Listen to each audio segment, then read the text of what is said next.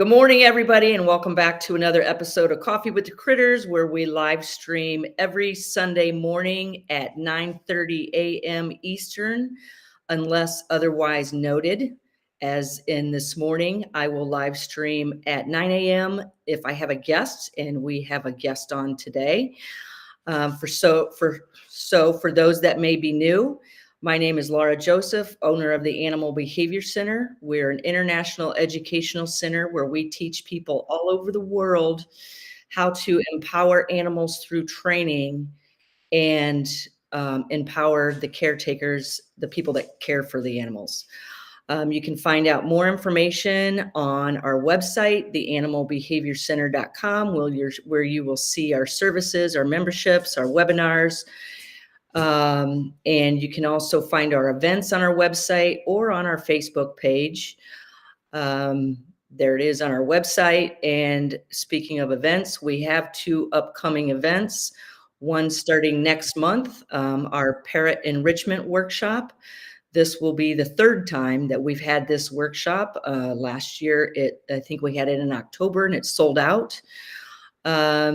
We also have another workshop coming up in May. This has been a big hit. We've only given this twice before, Understanding Behavior Through Working with Birds. This workshop focuses on using applied behavior analysis and working with birds, and it's not necessarily designed for people who work with birds. I originally designed it for people who work with every other animal and wanting to learn how to know and do better through working with birds. That's coming up in May. You can also find more of my work on my blog, and I will be getting ready to make another entry, probably work on that tomorrow. You can also join our email newsletter list. You can find that on our website, and you can find it here on our Facebook page. You can also email me. You can get in touch with me at Lara, Lara, at theanimalbehaviorcenter.com. So for those that are new, our work focuses on understanding behavior through using B.F. Skinner's laws of behavior with a variety of species of animals. And with that said, I'm getting ready to bring on Robin Sullivan, co-owner of the Leather Elves. I'm going to go ahead and bring you on, Robin. And if you didn't see our last live stream together, that was, you can go on Robin's page, right, Robin? Let me go ahead and bring you on. Good morning. Good morning. You can find this is this on your personal page, the Leather Elves Facebook page? So this is on the Leather Elves Facebook page, and all the live streams are archived. So this will be on there. You can just go to the video section and pull this one up. And it was fun. It was a good talk. Yeah, we talked for an hour. There was a lot of good information in that talk. As we get started, if you saw what I was doing here behind the scenes, I got to really concentrate. So I'm going to go ahead and introduce you, Robin. I'll read your bio. For those that may not know Robin, she is the co-owner of the Leather Elves, a company that designs and manufactures enrichment devices for animals in human care. Since 2000, Robin has consulted at zoos in the United States, Canada, Australia, New Zealand, and Holland, and has distributed enrichment products worldwide. Robin regularly speaks at parrot clubs, providing workshops, teaching ways to create a stimulating environment. She also develops new products for parrots that will stimulate naturalistic behavior. Robin has published articles on enrichment in national and international publications. Robin hosts Friday Night Flock Talk on the Leather Elves Facebook page. Robin is also joined by guests and offers live mini webinars on a variety of avian topics, from enrichment to behavior to conservation efforts. She has also produced DVDs titled Enriching Your Parrot's Life and Get Your Bird Back. Robin is a past state coordinator for the American Federation of Aviculture, and she is past president of the International Association of Avian Trainers and Educators. So, with that being said, welcome, Robin. Thank you very much. um, so, we picked this topic because a lot of people, I think, struggle with this. I titled it Understanding Behavior, but it also is when you see a behavior from an animal sitting, standing, perching, whatever in front of us, what does it mean? And how do we figure out what this behavior means? I know we chatted a little bit before starting this live stream. Is there a particular place you want to begin talking? I know we talked about anthropomorphism. So, I mean, I think, like you say, when you're looking at a behavior, it's a matter of stepping back and really looking and looking honestly, I think is what I would call it. That it's, it's not, oh, look at that. Oh, I think that's this. I think it might be this. I think that's this. And and I've done it, and I'm sure you've done it. When you're looking at a behavior, you come up with 75 different that could be's. And then you have to kind of pare it down and be like, okay, what am I seeing? What is this animal? Is that a natural behavior for this animal? Is that something that is, brand new and I've never seen it before? And there are so many factors, I think. And I think that's important for people to think about. Yeah. You mentioned observation is key. Like when we first are asked to train an animal, even if it's a species we've never worked with before, definitely an individual we never worked with before, a lot of times I'll begin by first, is this animal in an environment that it's familiar with? Is it unfamiliar with this environment? And I just sit back and watch, and I take my time observing what's it moving towards, what's it moving away from, what's it interacting with. If it's a bird, what's the feather placement? Is there vocalization happening with it?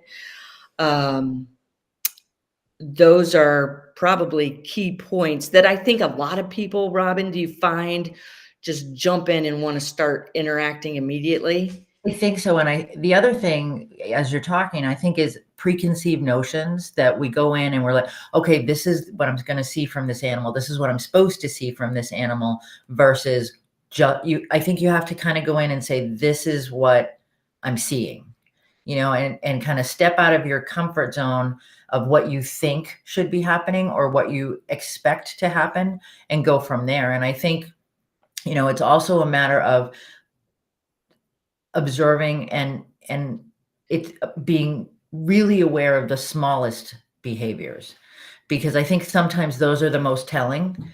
You can get the big grand behavior and go, okay, that's clear. I get what that is.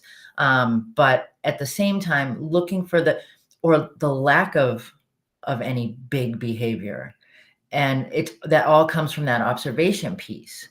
Are we going to, and it's not a matter of, okay, oh, all right, that's what he's doing. I'm going to go now. I'm going to create this big plan and I'm going to do all this stuff. And because wouldn't that be nice if we could do that? But it's not realistic. Not realistic. I'm jotting down notes as we're talking to bring up these topics.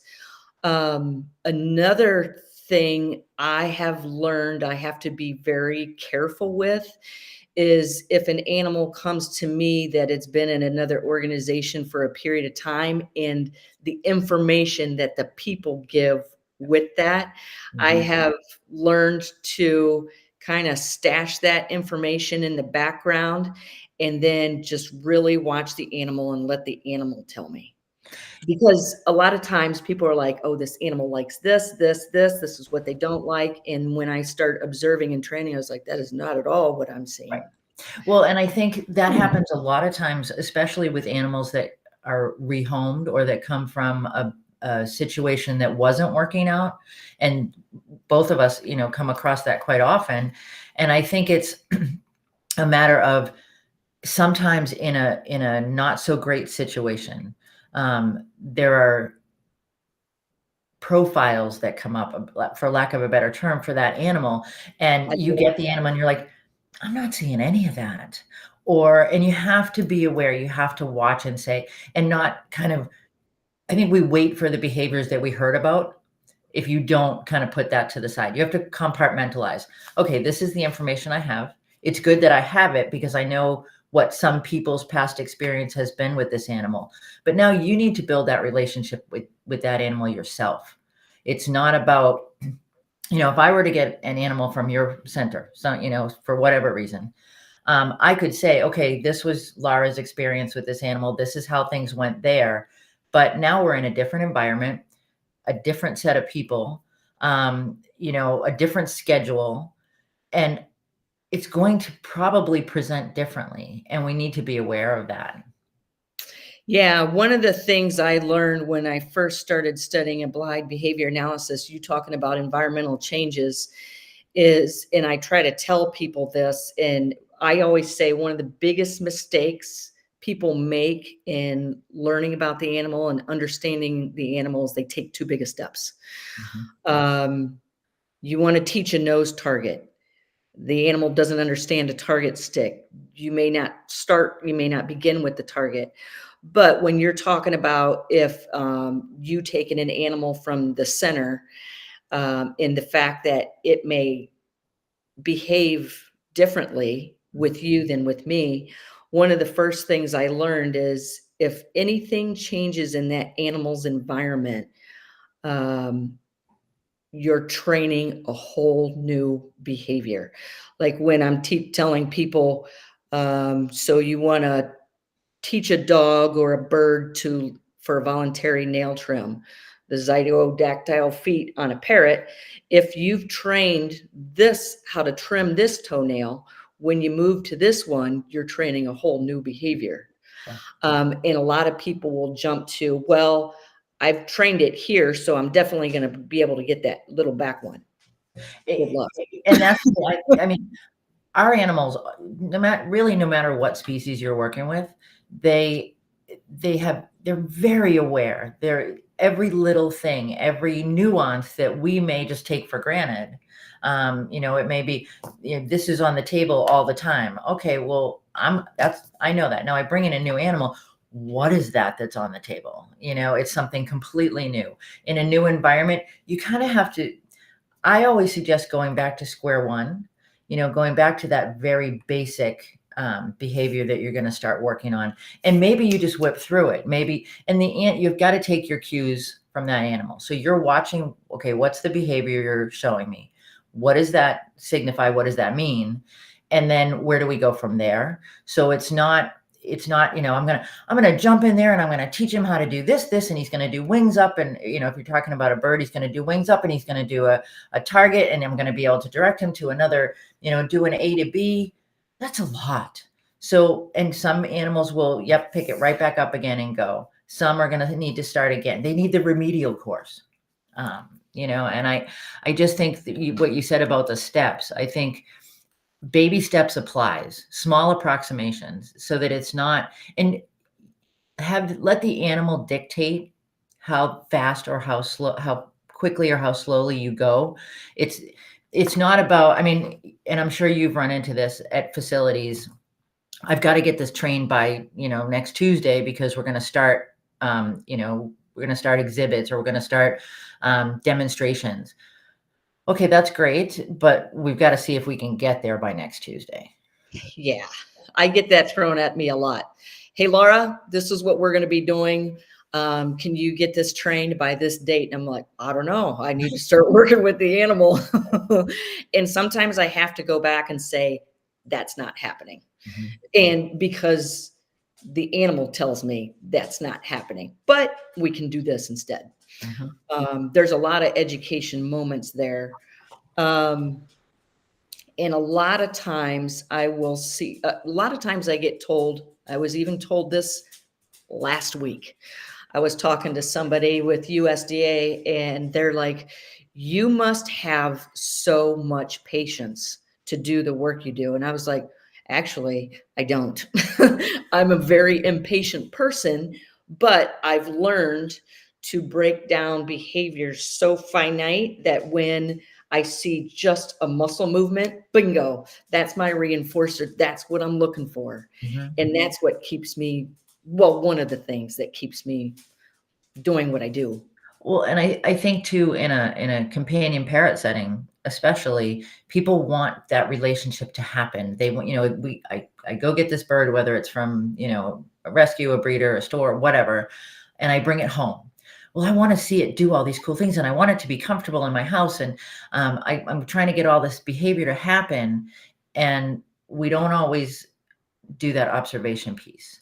And and then what happens is it's this kind of snowball effect that we start going down a bad slope because Yeah. now we're expecting all these things, we're not seeing them, and now we're getting behaviors that we, aberrant behavior that we don't want to see. And it's because we didn't take that time to be, you know, to observe the slightest nuance, like you say, a muscle move. And I've said to people, if he looks at you, if you're trying to get an animal to target or an animal to come, move closer to you, and he looks at you in the beginning, that's a win. That's reinforce that, because that animal, it may be a huge hurdle for that animal to just make eye contact with you. Yeah. Yeah. You mentioned something that I just jot down a note for. Here's an example of where people take too big of steps.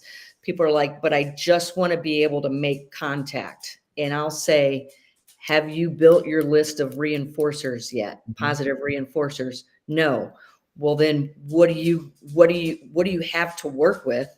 If you want to ask the animal to do something, you've got nothing to deliver a reinforcer to give the reason why the animal may want to do it again. mhm. Um, Well, and I think too, Laura, along with that is, as humans, I think we feel that we are inherently reinforcing. yeah, So, you're asking a different species to come to you and spend time with you and allow you to touch it. And that may not be reinforcing for them. And I want to say probably not be reinforcing for them. Years and years ago, I went to a dolphin research center, not the dolphin research center, but a dolphin research center. And they let you get in the water with the dolphins, which in retrospect, probably not the best choice I ever made. And they were dolphins that came in off the canal. So that was into an enclosure. But one of the things they said, they did a little talk beforehand. And one of the things they said was, you are now going into their home. And it's like if you were in your apartment and somebody came in, moved all your furniture around, and sat down right next to you on the couch that you didn't know, um, it would be super uncomfortable. And we're asking, they might as well be an alien from outer space, and we're asking them to come and spend time with us. And I think and touch you. that's, yeah, yeah. I mean, it's, I don't know, it might be okay in some cases, but depends how tall, dark, and handsome that alien is, but you just want that relationship, but you've gotta work for it. Yeah, you've got to work for it, and the animal has to understand, what does this mean? Because some animals, where physical contact is an aversive, Mhm, so, and you can train it. You don't have to ever be able to touch an animal to train it. So sometimes I just train through off contact. mhm, Um, and that's a lot of times where I pulled two photos, Robin, just to kind of show uh, examples. mhm, Like, so with the timber wolves I started working with, people are like, "Are you going to game with him?" And I was like, "Nope." And even people tell me, "But they're not going to hurt you." I've heard it. I've heard people say they're not going to hurt you. I was like, "I don't know this animal. This animal does not know me. So where do I begin?" So in the back of my mind, I have goals that I'd like to reach, mhm, where we eventually have protective contact, or if I go in, what behaviors do I want trained? before I go in, if I can even get in. I don't even know if I want to get in.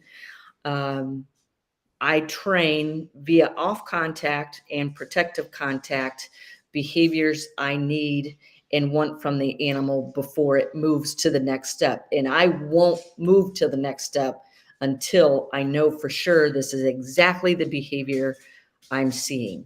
Yeah. Because this is Jenks and this is exactly what he's going to look like when you get ready to walk close to him. So And I think that brings up some, when you said, you've got the goals in the back of your head.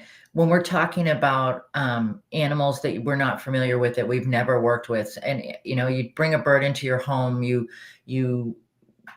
get a bird from a that's been a former pet somewhere else, and I think it's about, you don't know what that history is. I mean, so in some cases we're lucky enough that we do have a history of where that animal has been, what they've experienced, what their reactions have been. And like we said before, it's still dependent on a new environment. But there are birds that will never, you said, there are animals that you never have to touch. And you and I, many years ago, were when we did the Parrot Lovers Cruise. And there was a woman, and I remember saying that I was more comfortable reading the body language on a macaw than on a cockatoo. And I said that, and this woman decided she was never going to handle her cockatoo ever again because I said that. And I want to be clear with people that it's not that, you shouldn't because you can't. It's, there are better reasons to not. Does that make sense? So it's not about, I'm not having contact with this animal because, it's not, I can't, it's not safe. It's not safe for that animal. Does that, yep. And I think we need to be aware of what's the gain, what's the value from having physical contact with an animal? What's the value for that animal? Is there any? Like you said, is it an aversive? And so when you're creating your, plan of how you want to move forward, what you want to accomplish, and always being aware that that may change, I think it's important to think about why am I doing this? Yep. Because then you'll find out if it's for your gain or for the animals. Right. Right. Something else, and you talking about this cockatoo, I always tell people, if I'm nervous, I don't do it. Because if I'm nervous, it means I don't have enough information yet. And I think this may go well, but there's a chance that it may not. And once it doesn't go as planned, now you have counter conditioning to do. You want to pair yourself with the delivery of the positive reinforcers. And when you pair yourself with the aversive, something the animal doesn't like, you are shooting yourself in the foot so bad, because now you have to retrain all of this. And if you can, and I was just talking about this in my newsletter yesterday about training young animals. If in my work, I rarely get to train young animals. I'm training the older ones that everybody has already trained to do these behaviors that I now need to counter condition. We just got in a very, very young lemur that I'm starting to work with. I salivate when I see a young, fresh mind. Yeah. I'm like, whoa, we can really set this animal up for success. And I have found when you can train an animal that young, you can set them up for learning all kinds of foundations of behavior that is going to be better welfare for that animal for the rest of its life, whether you're in it or not. Well, and I think you bring up a really good point as far as a younger animal versus an older animal, because first of all, having to counter condition is significantly more, in my opinion, significantly more difficult than starting fresh. But we have to be aware that that's what we're facing. So when you are faced with this animal and you're observing what the behavior is and you're seeing what's going on, you have to say to yourself, is this something that they've been trained prior to coming to me?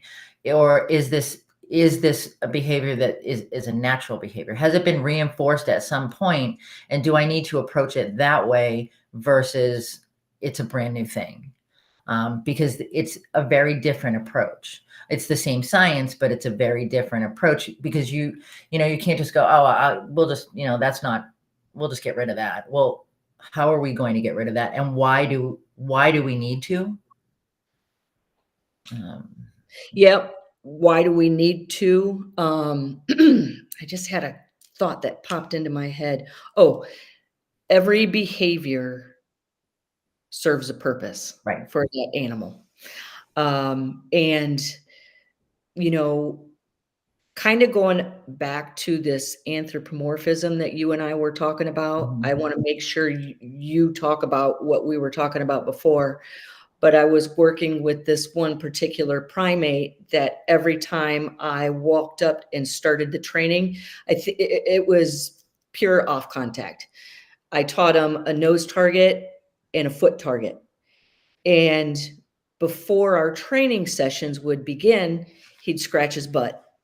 And I'm looking at that behavior like that behavior of scratching his butt serves a purpose for him. What does it mean? And when I start, I'm looking for anything else in the environment that happens at the same time so I can better identify, because I want to know if this animal is anticipating our training session or not, Right. because it's going to make a big difference. And I have to be really careful because I'm in close proximity with this animal.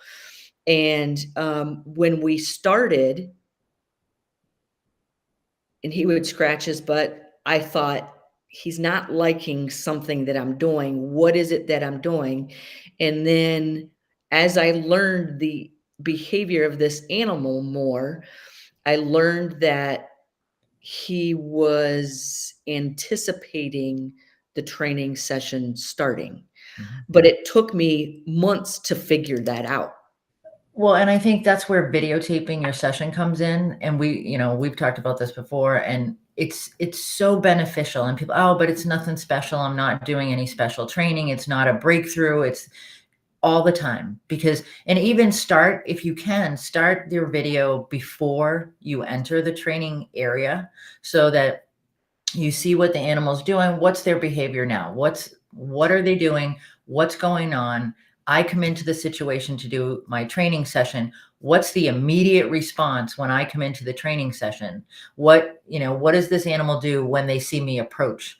And then what does it look like during the training session? What's going on? And all of the pieces. And it really helps because you can take a step back and look at, oh, I just did that. Oh, I don't, maybe this arm movement isn't what I wanted to do, or it's affecting the session in some way. Because when you get into it, and I'm sure you've had this happen, when you get right into it, you're in the moment, and you're right there, and you're okay. This is my focus, and you've got your goal, and the animal's got their goal, and do they go together? And you can't always tell that when you're up close and personal.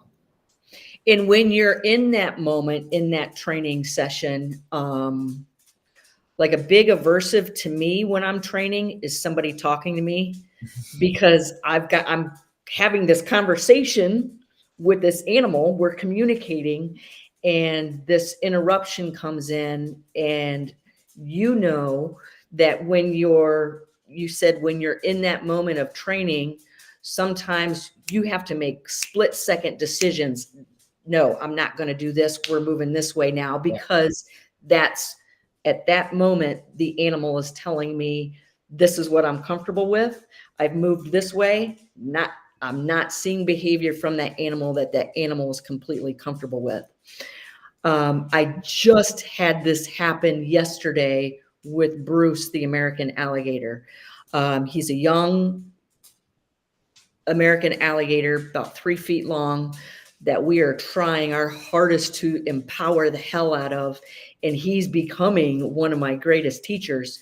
But so I'm calling the alligator out of the enclosure, and he's following a target stick and opening his mouth on cue with the verbal cue open.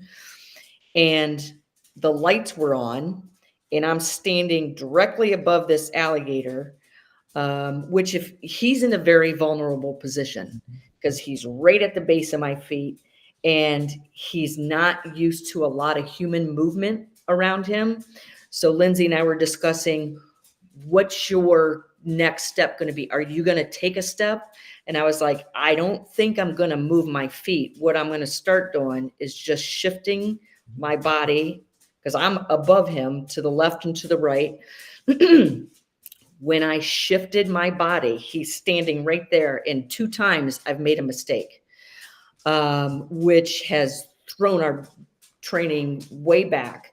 But I moved my foot, and he gets nervous, and he turned around. Instead of scurrying back to his enclosure, he scurried way off to the left of it.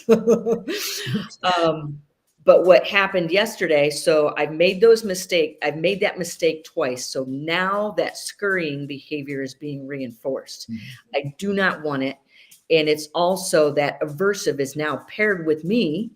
So it can positively punish all this behavior that he's learned in the past being paired with me. So I'm being extremely careful at this point. But yesterday, I'm standing above him. I shifted my weight. And when I did, there was a light right above me. So all of a sudden, this light started shining in his face. And I was like, oh, crap.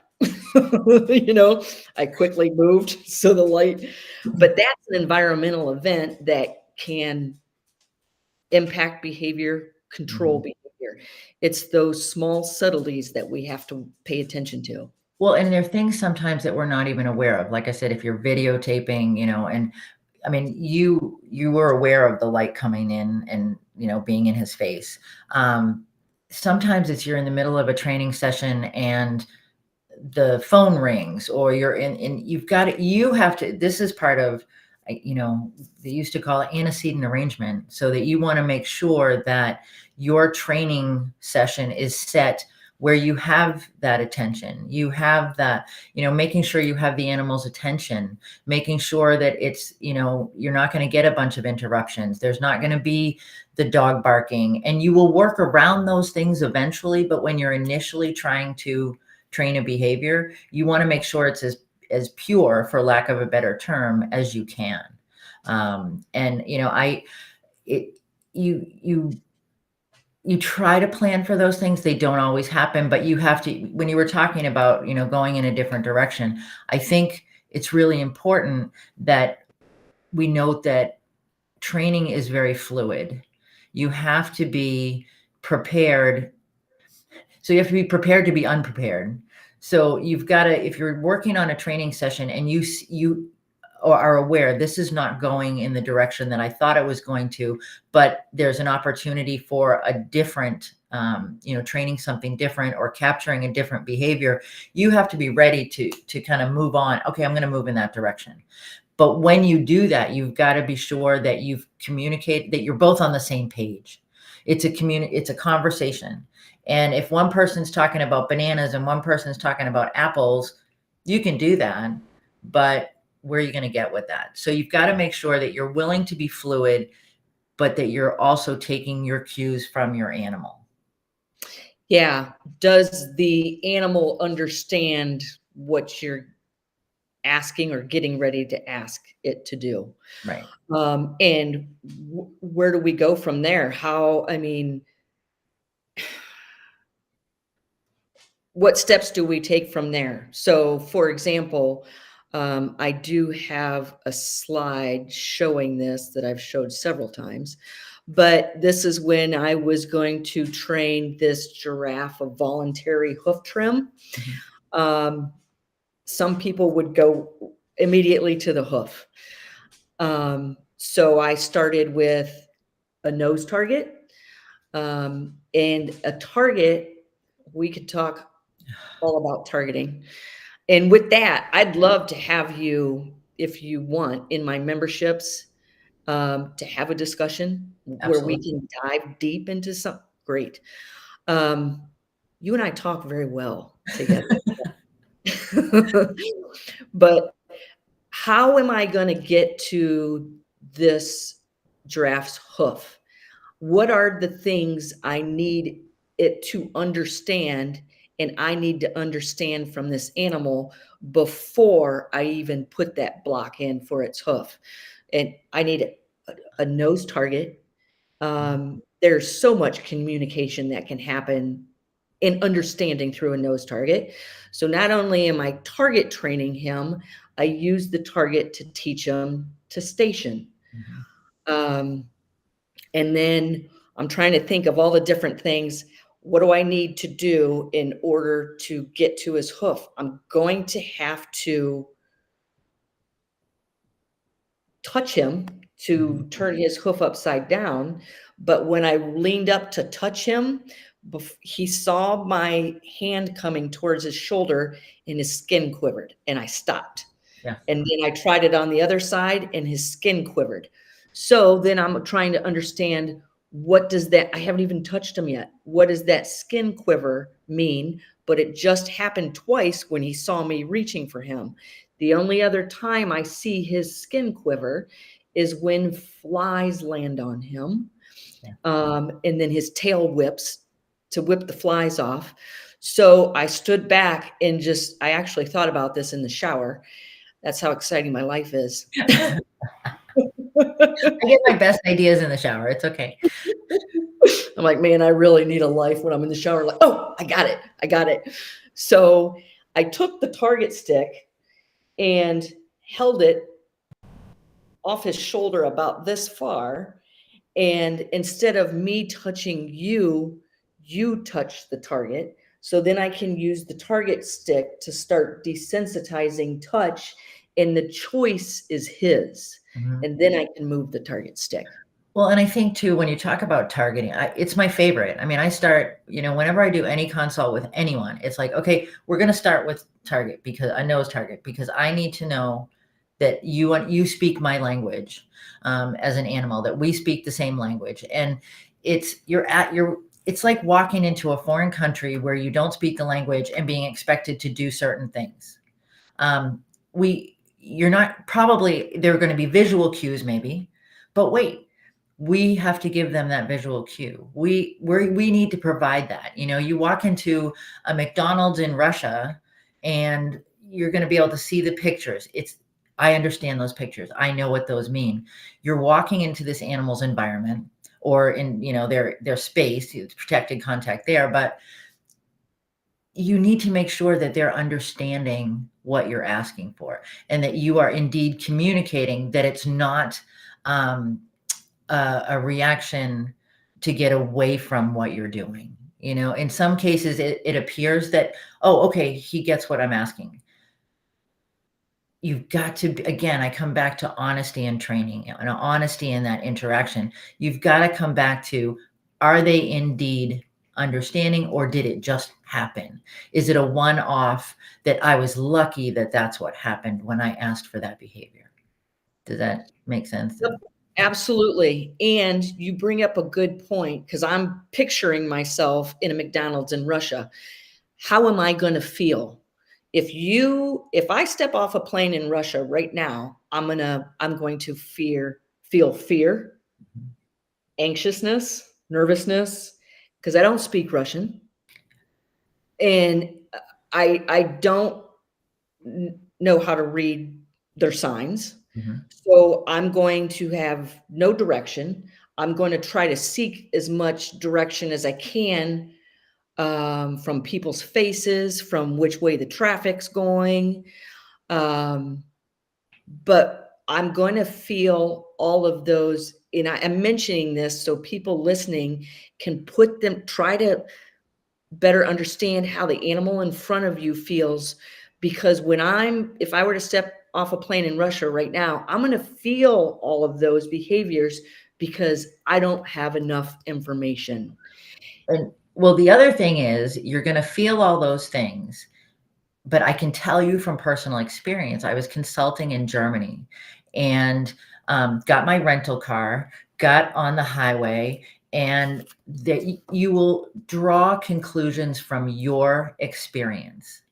And so I got on the highway, I'm driving, and there's a big sign that says 100, and then it has the circle with the line through it. And I thought, okay, you don't go over 100. Wrong. That's the minimum. Oh But my God. not in kilometers, but still, I was like, okay. And so I'm like putting along like a little old lady because I read it wrong. I drew from my personal experience, assumed that's what it meant, and then behaved accordingly. And, which kind of segues into you and I were talking about anthropomorphism before we came on. And I think when we're looking at behavior, a lot of times we draw on our personal experiences, our personal, and that's human nature. It's our lifescape, if you will. And we take from that and we try to put that on our animals. And there are pros and cons to anthropomorphizing. It makes you more empathetic. But at the same time, I think cockatoos are a perfect example of this. And I'm sure you've experienced this with Rocky, that a lot of people will say, oh, he's having the best time. The crest is up. He's dancing. He's excited. He bit me. Because we put our stuff on it. So the big show of flash and all that is having fun in our world. In a cockatoo world, it could mean something very different. And we need to be aware that we're not I call it putting our stuff on them. That we need to look at the behavior with an open eye, it has to correlate to you mentioned before, that all behavior has a purpose. And so when we look at an animal, we want to make sure that we truly understand what that purpose is, that we're not trying to create a human purpose for it. Yeah. Because you do the animal so much injustice when you do that. Let the animal be the animal that it is, not the animal that we want it to be. Right. And people a lot of times will say, well, I want the bird to do this. And, with companion parrots, I want the bird to do this. I want the bird to do that. I want the bird. Why? And the other piece is birds are not mammals. And a lot of times we expect mammalian behavior from them. And that's not, you might get it, but you're also, again, doing a disservice. The cuddly, snuggly piece, that's not really what they're built for. It's not really letting a bird be a bird. And people say that, and it's such a toss off kind of phrase, but I do think it's true. And I think that by really, really observing and then trying to shape a behavior, trying to capture a behavior, is a better way to go than having a whole contrived, I want them to be more like me. I want them to fit into my world. Yep. And with saying that, for some reason, I wanted to say, I've never seen a bird smile, at least not with its beak. It's true. And I mean, I'm sure you've done them. I've done them, talks on reading bird body language, reading body language. And we do end up going, oh, well, that's that he's happy. Okay. And now we get into labels, and it's such a slippery slope. First you're looking at this animal, you're watching the behavior, you go, oh, okay, that means this, because that's what it would mean if I did it. Doesn't matter what it means if I did it, because I am a completely different species. I have a different purpose for that action. And we need to be sure that we look at what's the purpose for that animal, not for us. Yep. And 2 examples, as long as I can remember them. This just happened the other day. Somebody that's not familiar with the center of the birds, I think it was a new volunteer, looked at Rocky. Rocky was in his enclosure, and he was doing that flip on the side of his cage bar, which a lot of cockatoos I've seen do. And she's like, "Oh, look, he's so happy. He's doing these flips." And I said, "Actually, that's not happiness. That's some frustration because he sees something he wants and he can't get to it." Um, oh, and another example is Rico, my umbrella cockatoo, looks sweet as pie. Don't even think about it.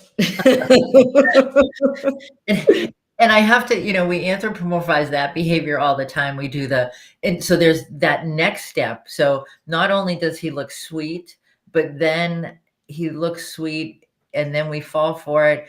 And then it becomes, he sucked me into that. Yeah. Wait, or he was pushing my buttons. No. You weren't reading the body language correctly. And I've done it. I'm sure you've done it. It's that, he's mad at me, or he's punishing me.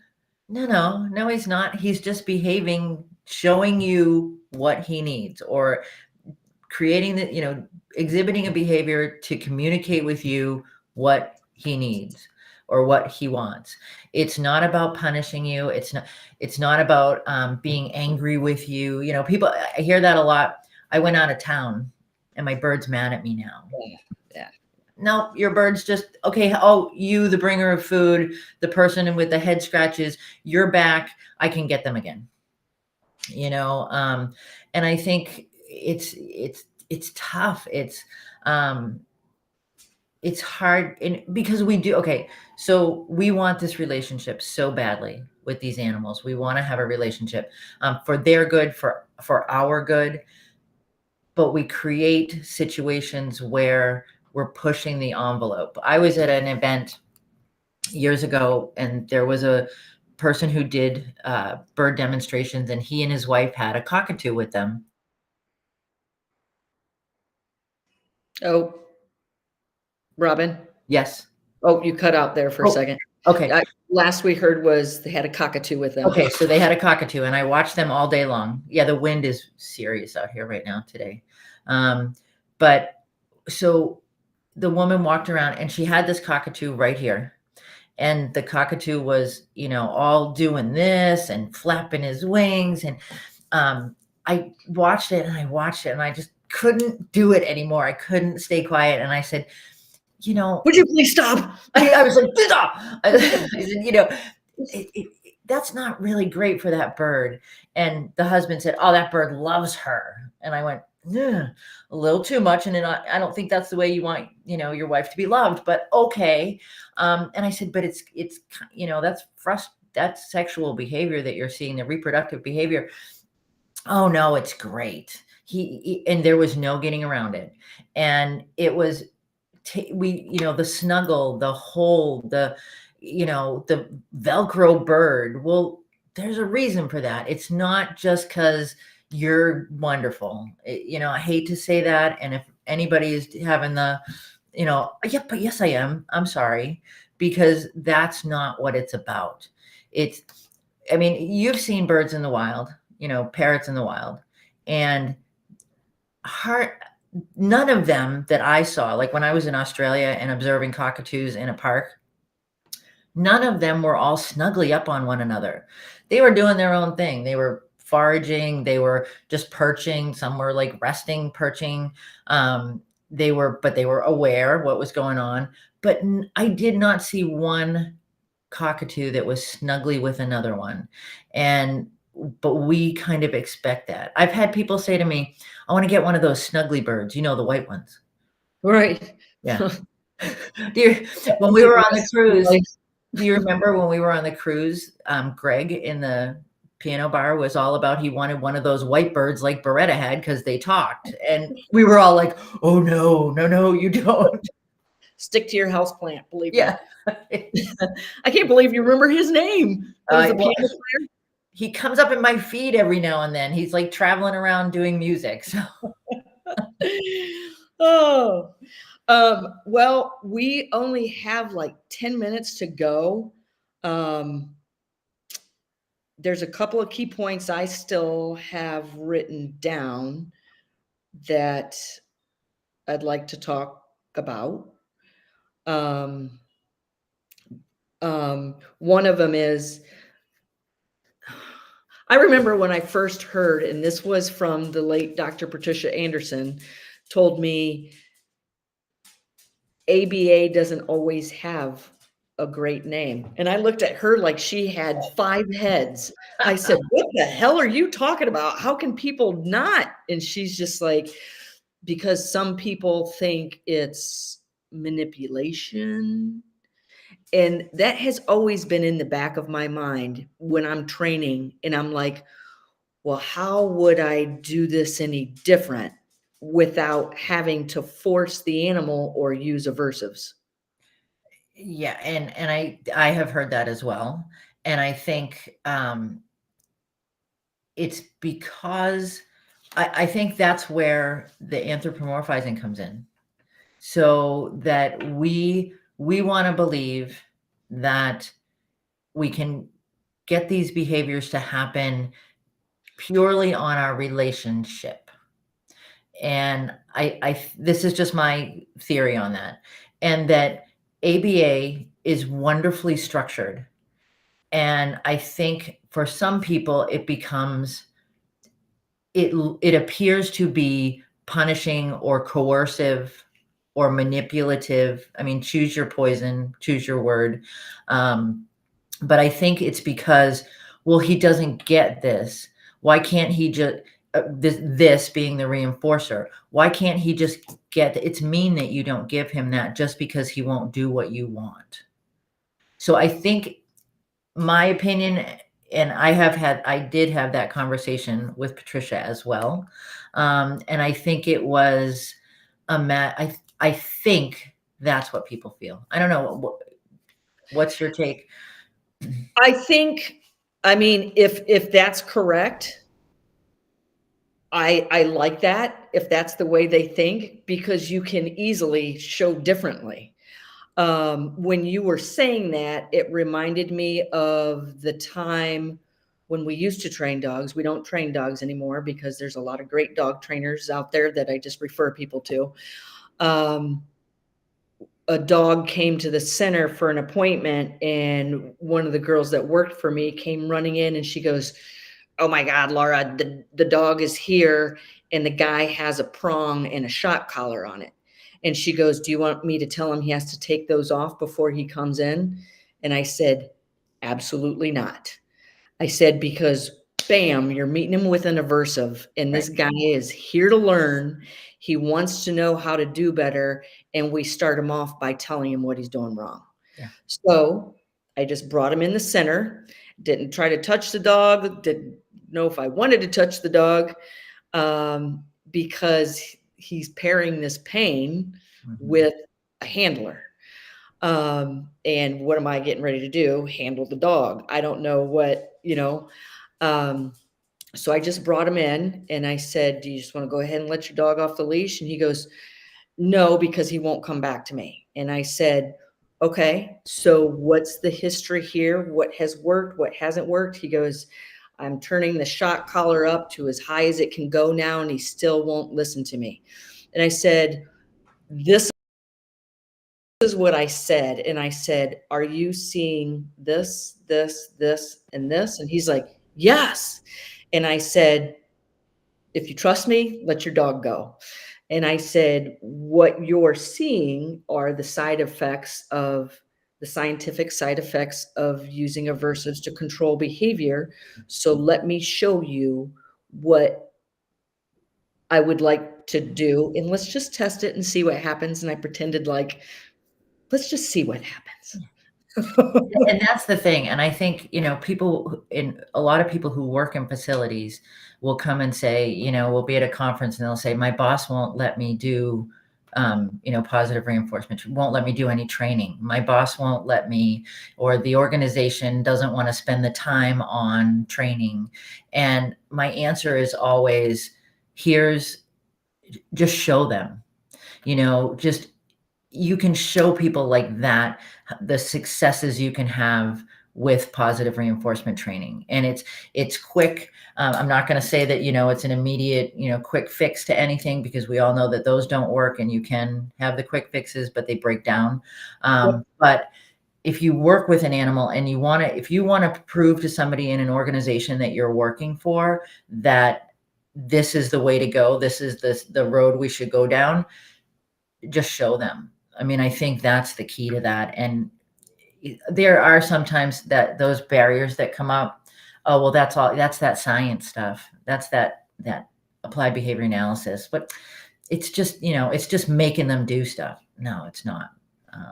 And once you once you do a training session for someone and you make sure that you end on a positive note, then they're going to see, and they're going to come around to your way of thinking. The proof is in the pudding. Yeah. And with that being said, there's so much more I wanted to get into. With that being said, a lot of times I tell people, and you see it, I know you see it, and I think it's why one of the main reinforcers why we continue to do what we do. In the beginning, you start working with an animal, they don't want attention, they don't want to be touched, they don't want you near them. So you identify as many positive reinforcers as you can, you pair yourself with the delivery of them, and give it time, and you'll see animals a lot of times, not all the time, but one of their highest value positive reinforcers becomes that you can stick in that list is the opportunity to engage with you. Yeah. The proof is in the pudding. Definitely.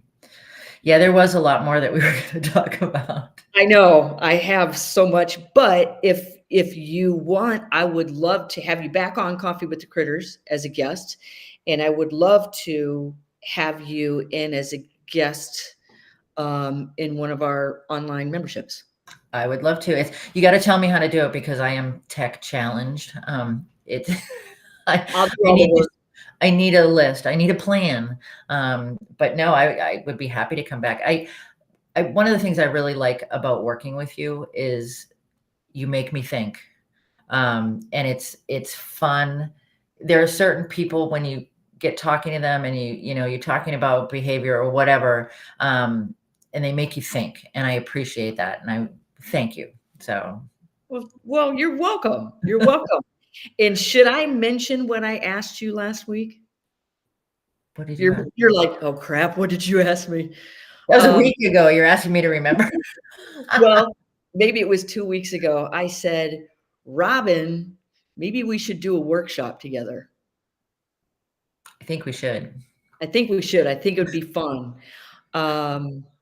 Maybe fly you up here to the center and maybe go around and see a couple of different species of animals, and say, let's workshop. That would be amazing. It's, do you still have snow?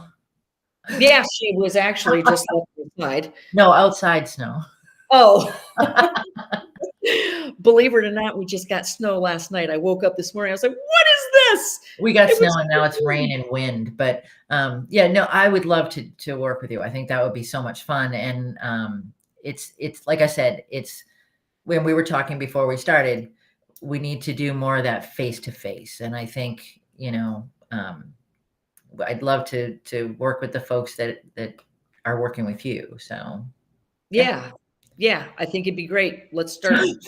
Mark is sending me. He's like, that's an amazing idea. He's like, yes, you should go. It's been a long winter. Yeah. Besides, we can come up with new creative ideas as well. Yeah. And you, I mean, the other thing is too, that, I love behavior, but my passion is absolutely enrichment, and how we can get behavior using enrichment. And so, yeah, I think it would be fun. Yeah, I think it'd be a lot of fun. I think it's, I see it's coming. So if people want to get a hold of you, Robin, they can reach you here. Is this a website? Is this your website? .equid.com is our online store, and there's a contact on there. Also on theleatherelves.net, We've got, there's a little bit more information about enrichment. Oh, And, you know,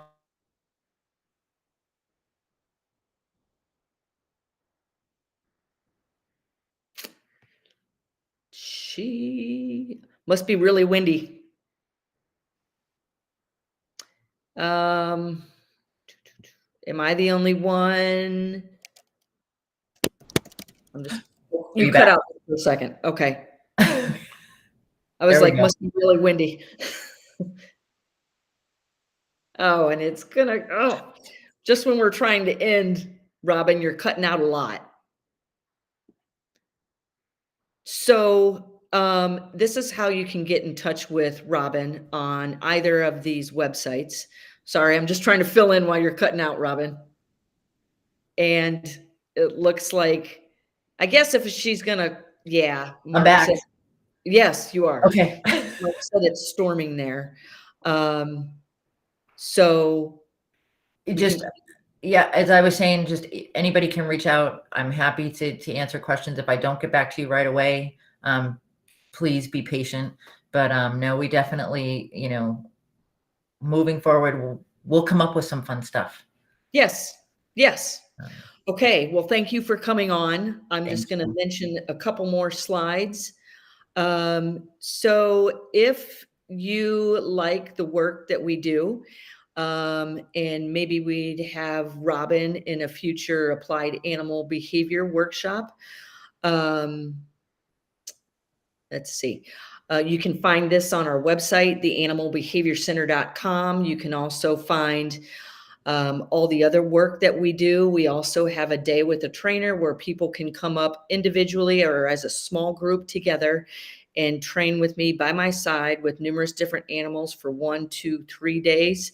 And we have our online memberships, foundations for people that have animals at home. We have our advanced for people that work in educational organizations with numerous different species of animal. And with that being said, I want to say thank you, Robin. Thank you, everybody that has attended. We had a great attendance today. And if you want to find out more about the work that either one of us do, we've listed the websites for you. So thanks, Great. Robin. Take care. Thank you.